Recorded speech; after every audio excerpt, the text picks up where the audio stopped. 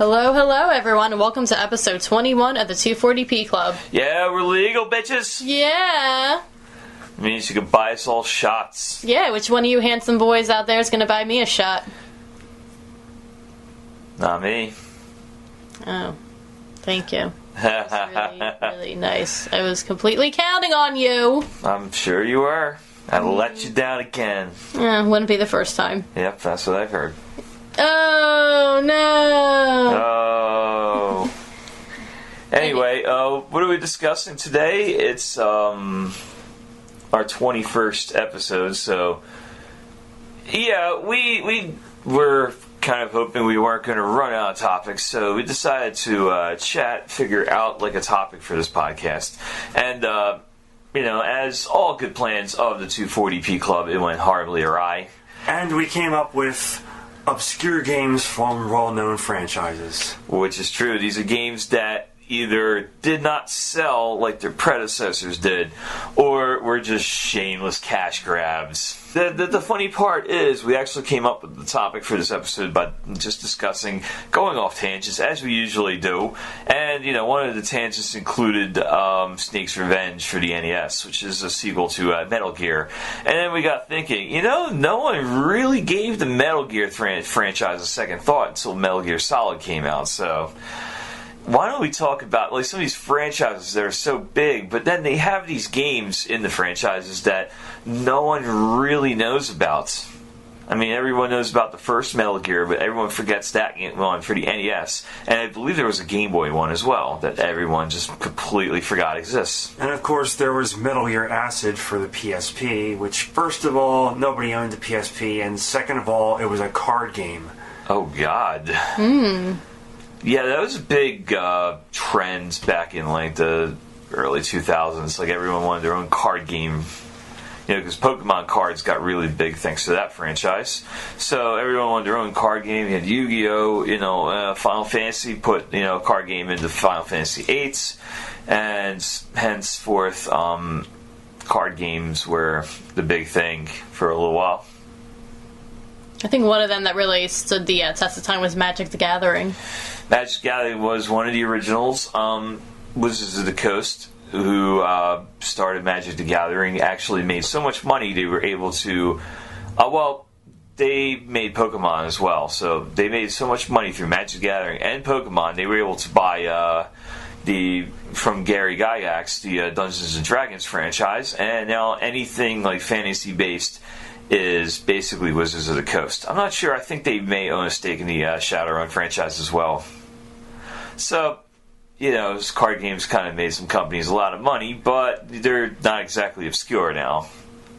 And neither is Pokemon. Pokemon's not an obscure franchise. I think everything they put out in the Pokemon franchise has gone gold, platinum, or whatever they call it in video gaming terms. However, Metal Gear, Metal Gear Solid was one of the biggest smash hits on the PlayStation 1. And everyone forgets that Metal Gear Solid came from a game called Metal Gear for the NES. Most people do remember Metal Gear. It was one of those lost classics for the NES, but no one remembers Snake's Revenge. Or they do, but for the wrong reasons.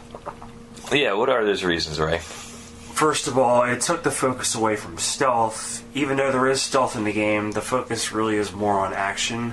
I think dodging traps and bosses that are just completely ridiculous. Like the first one you come across is basically like a football team that you need like grenades to kill. And let's not forget that your like comrades are like completely out of the Metal Gear canon. Like I think your CEO is this woman called Jennifer. And you also have this guy called Leonard who, spoilers, there's actually like a fake Leonard that you talk to through half the game, and he's an enemy spy and a boss. The plot basically made no sense, and to top it all off, Big Boss ends up actually coming back as a cyborg, as the penultimate boss of the game. But I guess one silver lining to it all, because Metal Gear, it was originally an MSX game that got ported to the NES, and they actually took out the title of Metal Gear, replaced it with a friggin' computer screen. Snake's Revenge actually was the first sighting of the actual Metal Gear as a boss in North America. Oh yeah, actually they give the specifications right in the beginning of the game. Mm-hmm. Like if you let the title screen sit long enough, it'll pop up the blueprints for Metal Gear, and yeah, you figure out what exactly Metal Gear is. Oh, another silver lining, and if it wasn't for Snake's Revenge, Hideo Kojima would never have actually made the true sequel, Metal Gear 2 Solid Snake, which was Japan only through the bulk of the 90s, until it got fan translated and eventually released here officially. Oh yeah, was it for the Virtual Console it got released, or? PS2. It came with a updated re-release of Metal Gear Solid 3. Oh. So yeah, you get a whole bonus game. Yeah, I have the Metal Gear collection that has every single Metal Gear game, everything except for Revengeance, but that's, its own thing. Yeah. So. And wasn't there like a card game you said? Like, I don't know if the card game actually comes with that. I have to double check everything in there. No, it doesn't. Metal Gear Acid, which is the card game for PSP I was talking about, is kind of its standalone thing. Mm-hmm. Yeah, I don't think it comes in my collection. To make things even weirder, I think the second one came with this visor you hook up to your PSP to look into to give it sort of a VR effect. It was weird. That's dangerous. Yeah, very bad. Because, PlayStation Portable is just that, a portable.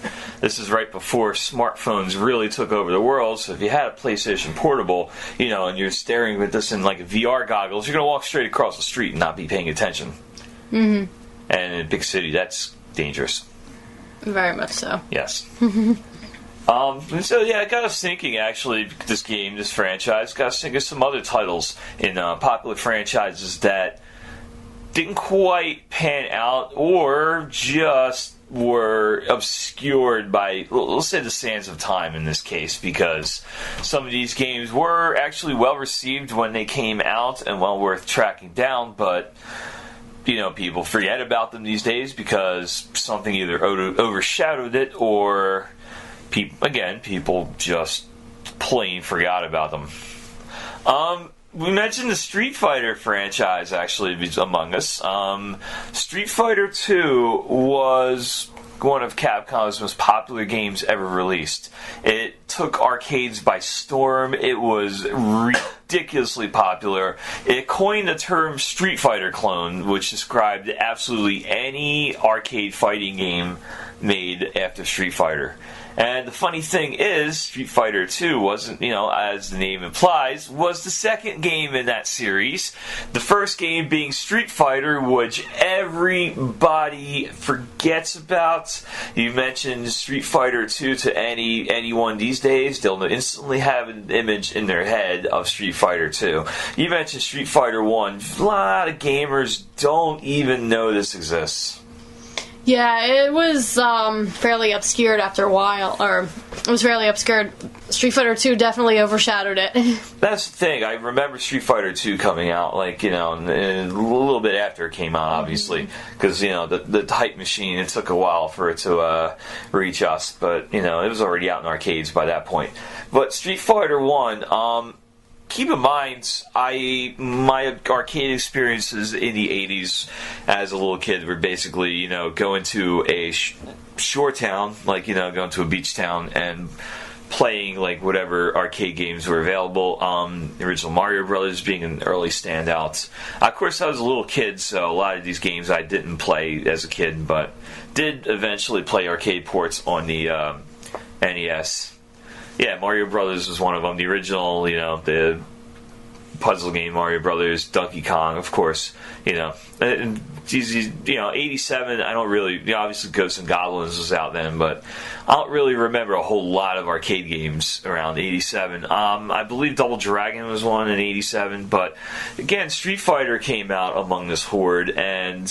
It's a good concept, Basically, there's a couple, you were one player facing another player in a street fight. It was a popular theme for movies back then. Yeah, I don't know why it didn't really pan out. The one thing that I specifically remember about that was Ryu being the only character. I believe he was the only character you could. No, Ken. In a two-player game, you could be Ken. Mm-hmm. Which, henceforth, why in the sequels they were so much alike. Right, and Ryu's design was so completely generic, but You would think of it as generic now, but like back when it was first, the idea was first. Well, even back then, it was kind of still a little generic. Yeah, it was still a little generic, but Ryu ended up being the face of the franchise, pretty much. Yeah, in that game you fought Sagat, and there was a boxer named Mike who wound up like through translations and mistranslations and alternate translations. Basically, the name M. Bison for the main bad guy in Street Fighter 2, the M, everyone assumed stood for Major back in the day because he was like a big military leader. It actually stood for Mike, and in the Japanese version, the boxer was named M. Bison, so it was a playoff of Mike Tyson. He was Mike Bison. Mm-hmm. Henceforth, he was in the first Street Fighter, along with, of course, Street Fighter Alpha brought back, was it Birdie and Adon? No, they didn't come back till the Alpha series. Yeah, Alpha, that's what I said. Yeah, Street Fighter Alpha. That's right, yeah, I'm sorry. Birdie I thought you said Street Fighter 2, yeah. No, Street Fighter Alpha, they came back for that. I believe Gen was also in the first Street Fighter. I don't remember Gen being in there. I think the only character from Street Fighter 1 who hasn't come back was Geki. I think, but he was... I think that was his name, Geki, but the concept for him ended up becoming Ibuki in Street Fighter 3. Here's the thing with like Street Fighter. I try to pride myself into at least playing a lot of these games. Street Fighter is one of those games I barely played. I think I found it in like a arcade somewhere, I found it like in a back corner years ago. somewhere. Yeah, back corner. Yeah. And it was all but forgotten, It was just basically people were pumping quarters into it for nostalgia's sake, and not really because, oh my god, Street Fighter! It's really not that great of a game. That's the thing. Yeah. Speaking of like pretty obscure titles in the Street Fighter franchise, Nintendo, right before Street Fighter 2 came out, Capcom had a couple licenses. They were a big Nintendo developer, and for whatever reason, I don't know how this is connected, Street Fighter 2010, which was a platformer featuring Ken, in the future. He was a student of, the art was called Cybotics, which is ridiculously stupid. And, this game recently was made more popular thanks to an Angry Video Game Nerd episode. But before then, it's like, you mentioned it when, magazines would mention, like, the Street Fighter franchise. But other than that, no one has this game in the back of their memory. I believe the Ken in Street Fighter 2010 was unrelated to the Ken in the actual Street Fighter franchise, if I remember. His name in Japan was Kevin Stryker, actually. So, completely different character. Yeah. So it was a completely different character, but it's based on the same franchise, like it's still included, which is baffling. Because why, this has nothing to do with Street Fighter. None of the bad guys from Street Fighter are in it. They don't mention the events of Street Fighter. So, this is just a Capcom title. I think they just plastered the Street Fighter name for no reason. And it's funny because the original, or I believe the very first Street Fighter was actually supposed to be a sequel to Final Fight. No, Final Fight came after. Oh, that's right. I'm sorry. Final Fight was a sequel to Street Fighter. Yeah. It was supposed to be. Right, but then they ended up tying the franchises anyway together during the Alpha series. Oh, yeah. So. Yeah, because a guy appears in Hager. We're still waiting for fucking Hager to show up in a Street Fighter game. That is true. He only ended up as a background character in he was in Marvel vs. Capcom, but I think Marvel vs. Capcom 3, yeah. Yeah, but he was, background character, like you've seen him in the background. Weren't you able to pick him as, like, an auxiliary character, though? He comes out and does something and then, like, disappears? I don't believe so. I think the only time that he was an actual playable character outside of Final Fight and Slam Masters was Marvel vs. Capcom 3. Yeah, these games are like so obscure. Like Street Fighter 2010, Street Fighter, the first game. Another obscure fact: it was released on the TurboGrafx 16, aka the PC Engine, as Fighting Street. The first Street Fighter game was released as Fighting Street, and that to date is the only home port of the original Street Fighter game. It was a perfect arcade port, but it was still, it's I'll play Street. Yeah, I'll play the game for shits and giggles. It's really not that great of a... No, there's not a whole lot of redeeming factors for this game. I think the only thing it really did was establish the relationship between Ryu and Sagat. Yeah, basically. It's just used as a footnote in the Street Fighter 2. And Street Fighter 2 is like a completely different storyline. Mm-hmm. That was just one of the side stories into like a big like storyline of this game. Mm-hmm. But anyway, enough time on Street Fighter. Capcom had a bunch of other franchises, including Mega Man. Yeah. Mega Man was extremely popular. It spawned many sequels. This was a little harder to find a couple obscure games for because every Mega Man game was released to much fanfare. Especially, the first one wasn't released to much fanfare, but it wound up generating quite a buzz. To the point where it's not a forgotten game. Everyone remembers the first Mega Man game now.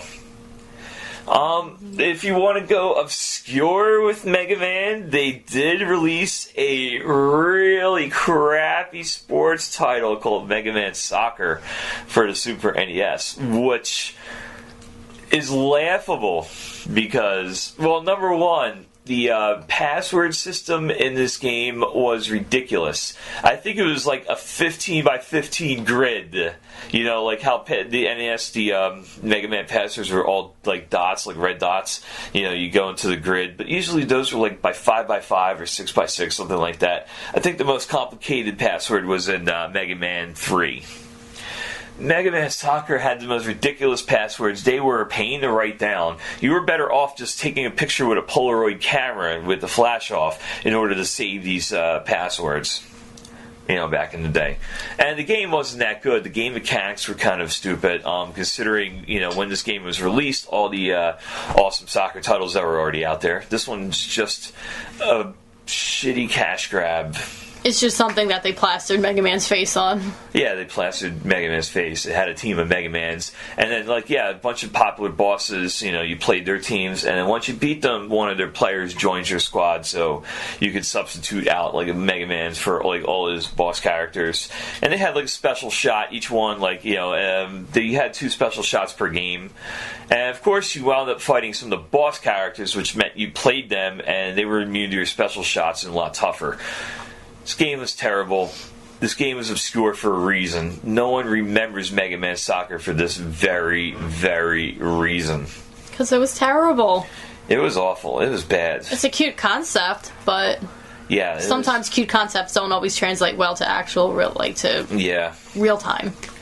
Could we consider the Mega Man Legends games obscure? I mean, I don't.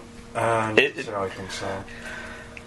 Kind of. No. Wasn't there a Tron Bond centered game that's kind of forgotten nowadays? Tron Bond?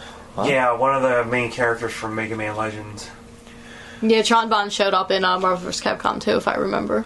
Oh. Yeah. Yeah, see, I have no experience with Mega Man Legends. That game was a flop. It just wasn't a obscure title. They advertised it, everyone is kind of familiar that it exists, but no one's actually played it. Mm-hmm. So everyone was waiting for a Mega Man sequel. We got Mega Man 8 finally for the PlayStation and Saturn, which, I guess the more obscure of the franchise, but at the same time it's not one of these games that's forgotten about. I guess Mega Man Soccer would be the one true obscure one. Yeah. Which is, like we said, obscure for a reason. Definitely obscure for a reason. It's not like it got overshadowed by anything. It's just... No, it was terrible. Yeah. Actually, some of these weren't that shitty. Legend of Zelda actually had a whole mess of games that people still talk about. In most circles, they will still talk about these games. It's just... playing them is a different thing. Yeah, it's we know these games exist, but we haven't had too much time to play with them, mainly because of the systems that they were on. For example, the Oracle of Seasons and Oracle of Ages series. I believe they were Game Boy Advance. So Game Boy Color. Game Boy Color, thank you. Game Boy Color, these games were. So it was a little bit more difficult to track these games down. In addition, they were kind of similar in the ways of, depending on which goddess you would meet. The Oracle of Seasons games I actually enjoyed more than the Oracle of Ages, mainly because I like the whole gimmick of changing seasons to progress further into the game. Yeah, there's a concept they experimented with on the BS Zelda. You know, changing seasons depending on like what time of day you're playing and you know what kind of content the satellite downloaded. But that was just exclusive to Japan. Yeah, I really did enjoy that gimmick. Link's Awakening is another one that Link's Awakening was a interesting game. It was it was definitely, it was considered canon, but not at the same time, because it basically assumed that after the events of Link to the Past, you wound up on a raft somewhere and crash landed in a unknown island. Basically fell asleep on this boat and wound up somewhere else. And according to the game designers, it was heavily influenced by Twin Peaks, so that is why a lot of the characters in that game are so kooky. I think I wonder if that was influenced, or if Majora's Mask was influenced by that with their whole character concept and design. It was a little bit. It was also, you know, they were still considering Twin Peaks, the TV series, as an inspiration. But, you know, they ran with it a little further with that game. Yeah, Link's Awakening, it's not exactly a really obscure game. It's more so just the game that it came after. I mean, A Link to the Past was such a commercial success that any other game that came out somewhat close to it was just kind of forgotten because people were still playing A Link to the Past, mainly because it was on the Super Nintendo. It wasn't really that easy to get your hands on a Game Boy at that point. Well, no, it was very easy to get your hands on a Game Boy. It was just, you know, people played it. Here's the thing with like Game Boy titles, like back in, it was hard for me to get my hands on one. So. It's hard for you. Yeah. Here's the thing with that. Back in like 1990, I believe that was released 93, I want to say, 94, something like that, early 94.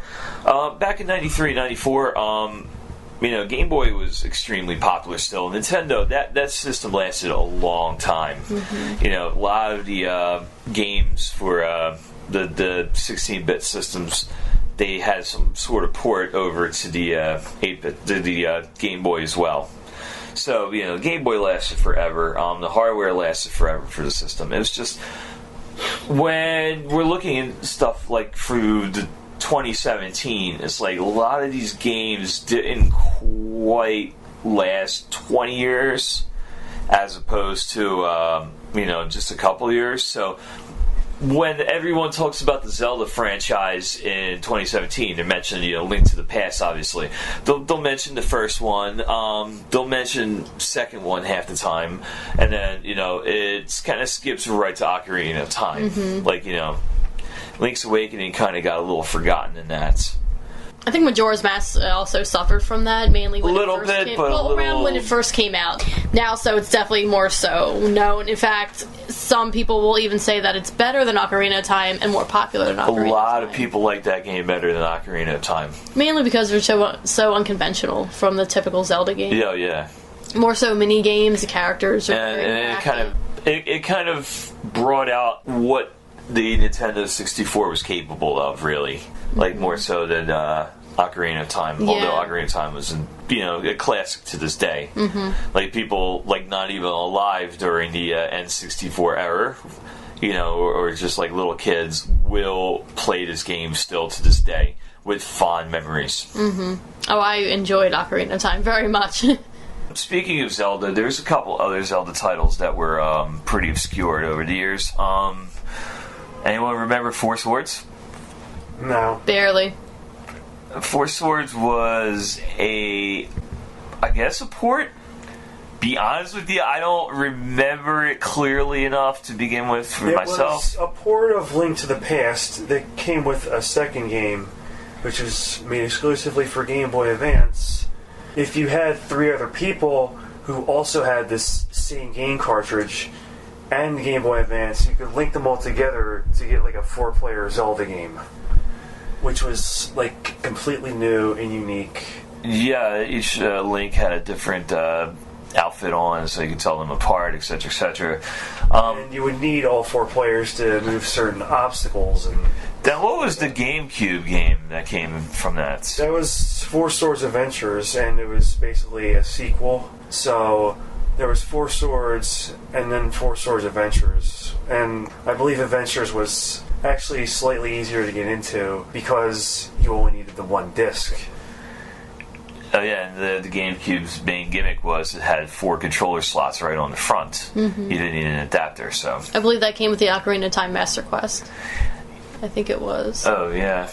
Well, they also came out with another Zelda game for, like a Zelda port. It was the first 2 games, Zelda 2, and Ocarina of Time and Majora's Mask, which I think was more of a promotional disc. You know what other titles that everyone forgets? All the Mortal Kombat games past 3. Yeah, pretty much. Especially the PS2 era. Oh, God. Those are terrible. Yeah, I think they were obscure for a reason. I mean, it had some of its good points. Like, it even had mini games. Like, I think there was, like, Mortal Kombat, like, kart racing or something. Oh, God. Like, actually, puzzle combat. Let's not forget about Mortal Kombat Mythologies Sub-Zero. Oh, yeah. Which was basically a side-scroller with the same controls Mortal Kombat had. You played as Sub-Zero, like, looking for a bunch of scrolls, eventually freeing this, like, evil god or whoever called Shinnok. And I believe it was actually the first appearances in this series of both Quan Chi and Shinnok. But, yeah, it was a pretty hard game. There was a lot of shit that would just kill you instantly. The cutscenes were live action and beyond goofy. Were they overdubbed really bad? No, I believe it was actually the actors doing it, even though Quan Chi's was heavily filtered because the guy playing him actually had kind of a nasally voice.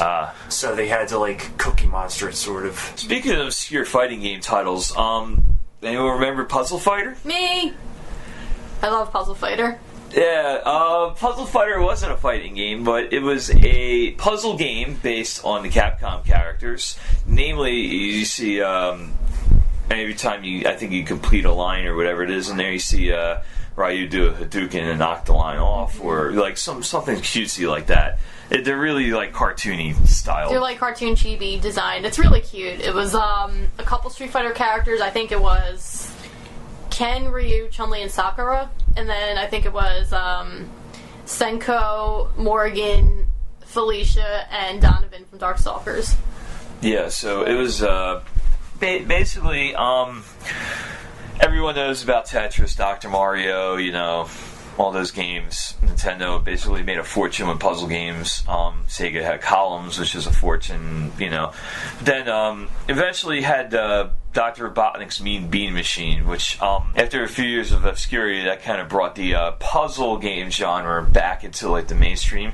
So all of these titles started coming out as puzzle games and were cutesy, out of canon, like additions to certain franchises. Obviously, Puzzle Fighter was one. Dr. Robotnik's Mean Bean Machine is definitely up there. That was more based off the Sonic cartoons, but it was still, you know, definitely cutesy. How about Yoshi's Cookie for every Nintendo console that existed at the time? Yeah, well, you had Yoshi. Yoshi came out for the NES and Game Boy. That was a puzzle game. You had the sequel, Yoshi's Cookie, which featured Mario as a baker. It's added to the list of his many odd jobs over the years. Baker, a plumber, a doctor. I don't know how he got a doctorate in a year. You know, but all these, you know, you had Yoshi's, and then eventually the very last NES title released in North America was Wario's Woods. I had that for Super NES as a kid, actually. I believe I might have played that, like, it was ported over. Ago. Yeah, it was, I believe, the only appearance of Wario in the NES, because he had a couple popular games for the Game Boy and Game Boy Color, eventually Game Boy Advance. I think he didn't really start to hit popularity until the Mario Party series. Yeah, well, no, he was still popular in Super Mario Land 3. Wario Land was actually a pretty popular Game Boy title. Again, we're mentioning because, you know, on Game Boy, because like a lot of Game Boy titles were they didn't age as well because, you know, Virtual Console was a little less likely to support the Game Boy because of the hardware limitations of it, and the fact that for an HD TV, you know, a lot of people don't really want to play even like slightly colorized versions of black and white games, even though the games were classic. But yeah, all these puzzle games came out. Puzzle Fighter was one, Dr. Robotnik's Mean Bean Machine, Yoshi's Cookie, Wario's Woods. You know, all of these games were out. Bust a Move, that was another one that was featured the Namco characters. Was one of them too. Huh? I think there was a game called Pon Pon. something like that. If I Yeah, remember, yeah. It was arcade, but yeah. So all of these games came out. I guess they count as obscure because no one is picking up a virtual console and trying to play Super Mario Yoshi's Cookie. You know, I like cookies. everyone likes cookies. I love cookies. I like cookies, and I like. Please send all cookies care of the 240p Club at 240p Club Studios. Never mind. Send them to me. Yeah, send them to Nikki. I will take them all.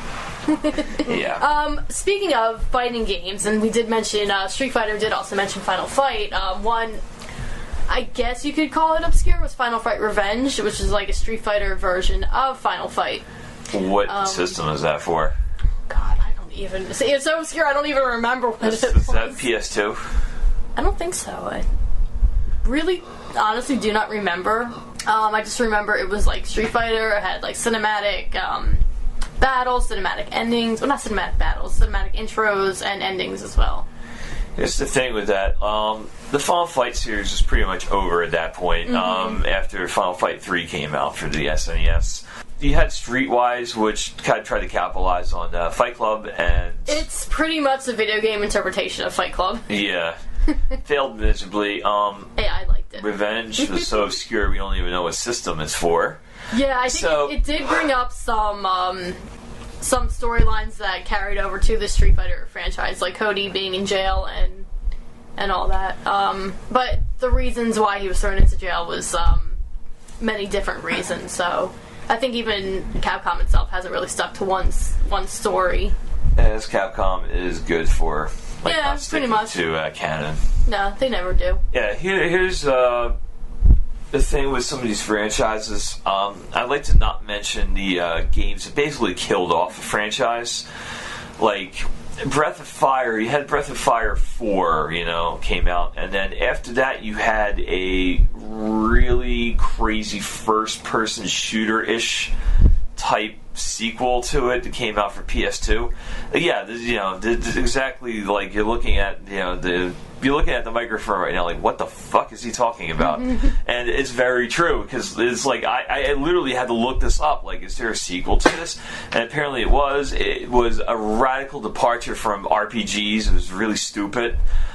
Most of the action was underground, so it basically, this stuff killed off a franchise. There was a couple more games after that made no sense whatsoever into this franchise, so obviously we're not going to include these, but like, the reason why we're including these Final Fight titles is the Final Fight series is pretty much dead, but most of its canon got absorbed into the Street Fighter and Marvel vs. Capcom canon, so a lot of these were brought back, so people want to track down Final Fight, these days.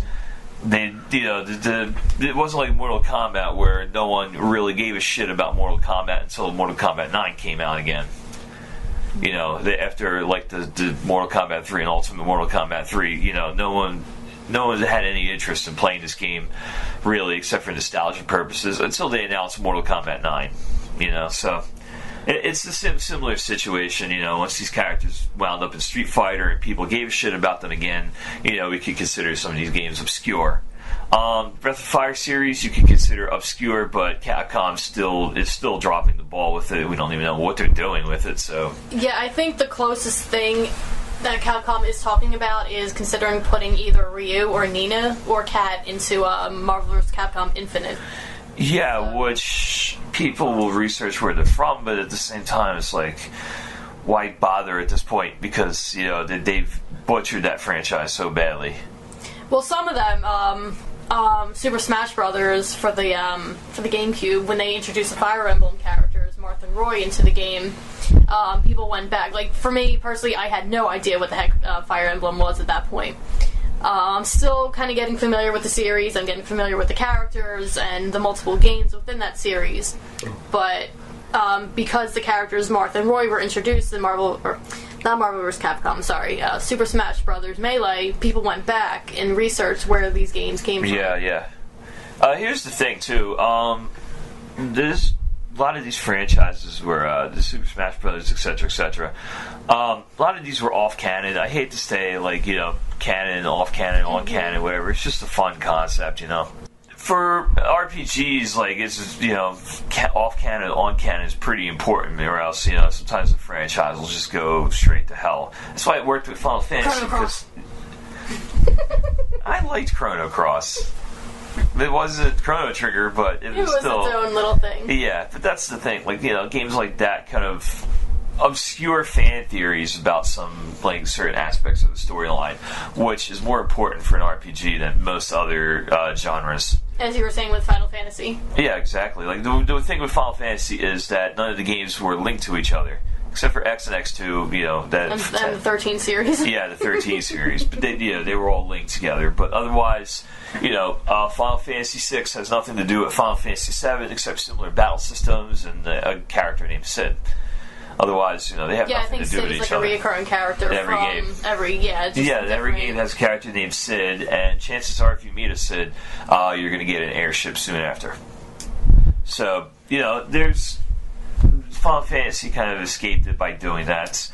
If you want to go towards movies, Star Trek kind of escaped that. When they did the remake of Star Trek, they set it in a parallel universe and clearly defined it as a parallel universe, so, which meant the designers could get away with whatever, and it could stay in canon. But which is, again, this is arguing semantics at this point, because a really fun game could be considered out of canon, and who cares? It's just a fun game. Mm-hmm.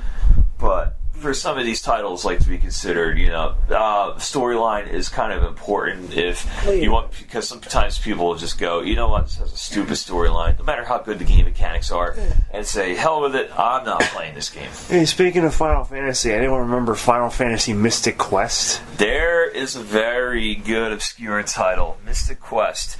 I believe this was translated as Final Fantasy from another title in Japan? No, I think this was an American-made game, actually. It was like a Final Fantasy game for people who had never played an RPG before. And it had like a lot of puzzle elements and stuff, kind of like the Lufia series. Oh, yeah. But, so it was like more... I've never played it, actually, but I've read it was geared more towards kids. It had a very juvenile plot, if I recall, and... Like, I remember even the final boss being this just generic bad guy called the Dark King. And he had some pretty ridiculous, like, forms that you fought. I think the character, if I remember anything from that game, the character design was really cute. I think they had, like, little, like, chibi form, like... Mm-hmm. When the game got, like, translated to Japanese, I think, and released in Japan. Mm-hmm. Yeah, there's, you also have the Game Boy titles of the Final Fantasy Adventure, Final Fantasy Legends. Yeah, Final Fantasy Legends series, I believe, were actually the Saga series in Japan.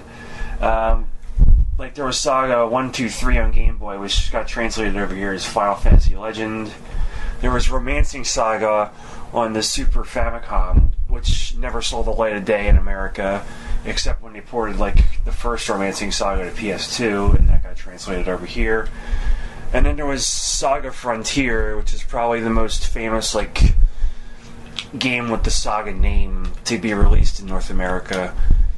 And it's a very interesting game, because you have, like, you can choose from, like, one of 7 main characters, and they all have, like, different stories and stuff, but, like, if you want to go through all the stories, it's just a lot of grinding in the same place, basically.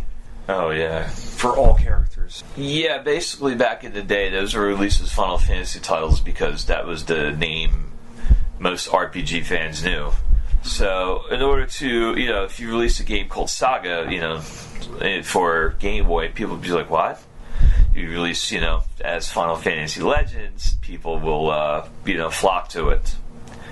There were a couple of obscure games.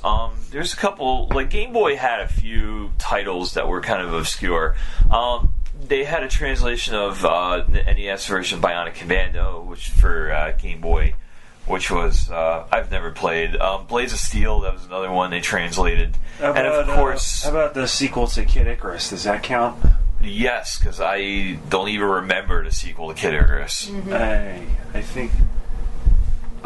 what was the 3DS game called, first of all? Was that Uprising? Uprising, I think. So, I was thinking the Game Boy game was called Uprising, but it had like a completely different title. It could be. I don't know. Yeah, I'm very unfamiliar with that beyond Kid Icarus. Like, so, I guess, yeah, that does count as an obscure title. And, of course, Kid Icarus 2, I don't think, like, killed off the franchise because, you know, basically releasing games many years apart kind of killed off that franchise. Even though Kid Icarus was a major part of Captain N, you know, the cartoon, which left it in the minds of a lot of people, even after, like, its 1986 release date. You know, people were still playing that into the 90s. It was one of those games. But, you know, we're talking about, like, that's a pretty obscure title. For Game Boy as well, a bunch of Castlevania games made their way to Game Boy.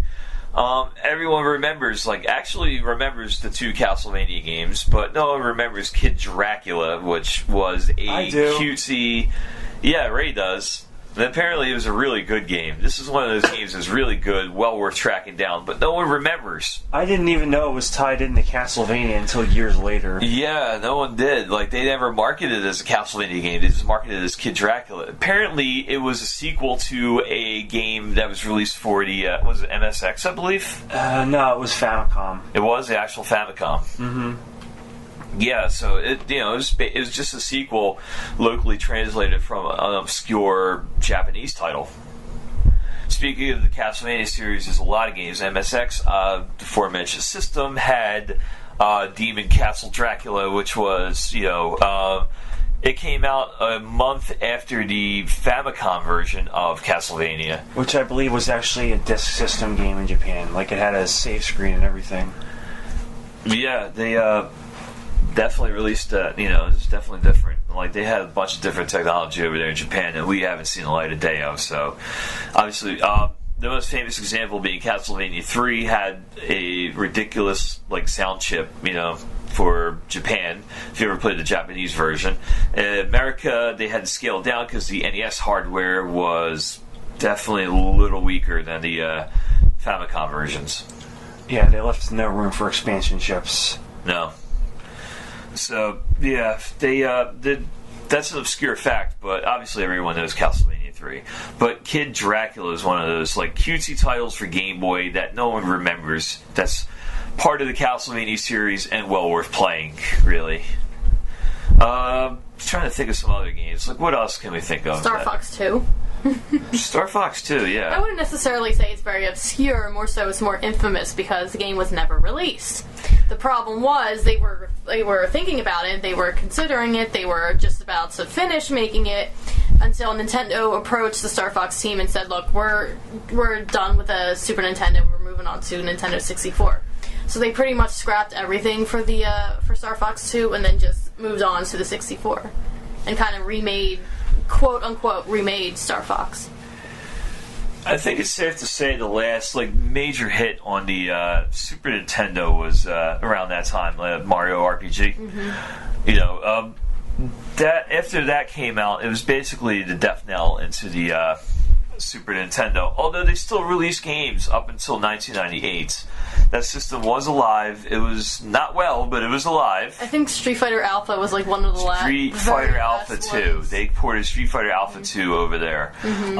Capcom, for whatever reason, released that, and a Japan-only Mega Man title called Mega Man and Bass, which was a legit Mega Man game, and it was so difficult. It didn't really see the light of day in the United States for years after that. It finally was ported over to the Game Boy Advance and, rechristened, Mega Man and Bass. But, it's called over there Rockman and Forte, which were their Japanese names. But it was such a good game. It was such a hard game. It was basically the Mega Man's version of a Mega Man X game, the original Mega Man series. It was probably way better than Mega Man 7, way better than obviously Mega Man Soccer. It was a game that should have, it was a game that should have seen the light of day here and never did. Instead we got Mega Man 8, which is still a good game, but a little more obscure than what we could have had here.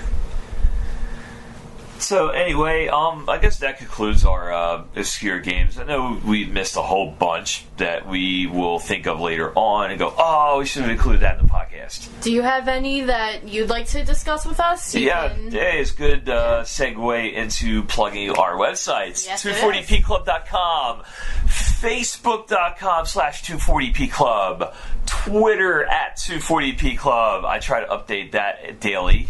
If Instagram possible. @240pclub. Nikki updates that daily, or semi-daily. Semi-daily. Yes.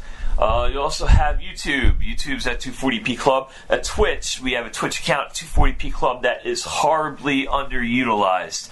We will be changing that shortly. Now that my finals are over and I am on summer break, I can definitely play more games. So what do you want to see us play? Yeah, well, you gotta be communicative with us. I put up a poll and, I didn't get many responses, but, what games we should play. Fortunately, it got scrapped anyway because real life took over and I was unable to get to my computer to play.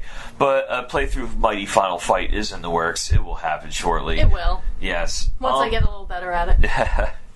Yeah. Well, you can all watch me do a fail compilation also. Yeah, we could put Best of Nikki Fails. Yeah, that would be more so suited for Pilot Wings. And Super Mario World, when you kicked Yoshi off a cliff. I don't. Oh my god, that poor Yoshi. I'm still apologizing to him. Yeah. I'm sorry, Yoshi. We do not condone kicking Yoshis off cliffs. Particularly baby Yoshis. Yes, that just hatched out of an egg and just getting their first glimpse of the world. And then I kicked it off a cliff. Hi, world, kick right off the cliff.